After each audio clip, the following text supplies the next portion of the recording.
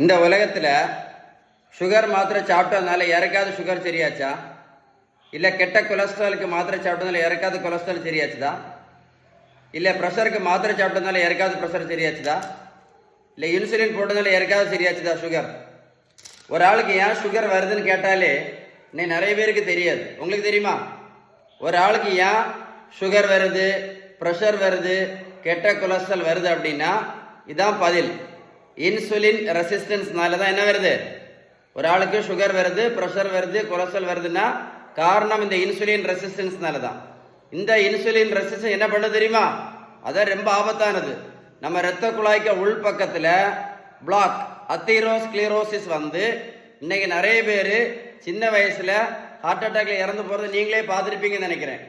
அவ்வளவு ஆபத்தானதா இந்த insulin resistance. இந்த இன்சுலின் ரெசிஸ்டன்ஸை சரி பண்ணணும்னா ஒரே ஒரு வழி தான் இருக்கு, ரெண்டு வழியெல்லாம் கிடையாது, ஒரு வழி மட்டும்தான் இருக்கு. அதுக்கு பேர் தான் பேலன்ஸ்டு டயட். நீங்க பேலன்ஸ்டு டயட் கரெக்டா ஃபாலோ பண்ணினா மட்டும்தான் இந்த இன்சுலின் ரெசிஸ்டன்ஸ் சரி பண்ண முடியும். நீங்க பேலன்ஸ் டயட் கரெக்டா ஃபாலோ பண்ணல அப்படின்னா வாழ்க்கை முழுவதும் சுகர் மாத்திரையும் ப்ரெஷர் மாத்திரை கூட தான் நம்ம ட்ராவல் பண்ண வேண்டியது இருக்கும். முதல்ல ஒரு மாத்திரை, அப்புறம் 2 மாத்திரை, அப்புறம் 4 மாத்திரை, அப்புறம் 8 மாத்திரை ஆகும். கரெக்டா இல்லையா? வீடியோ சேவ் பண்ணி வச்சுக்கிடுங்க. நான் சொன்ன விஷயம் கரெக்டா இருந்தா உங்க ஃப்ரெண்ட்ஸுக்கு ஷேர் பண்ணி கொடுங்க.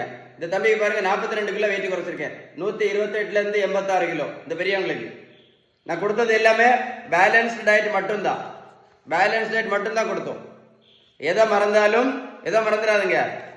இன்சுலின் ரெசிஸ்டன்ஸ் ரொம்ப ஆபத்தானதுன்னு மறந்துடாதுங்க. வீடியோ சேவ் பண்ணி வைங்க. நான் சொன்ன விஷயம் கரெக்டா இருந்தா மட்டும் உங்க ஃப்ரெண்ட்ஸுக்கு ஷேர் பண்ணி கொடுங்க. உங்களுக்கு மட்டும் இல்லை, நிறைய பேருக்கு யூஸ்ஃபுல்லா இருக்கும். சரியா?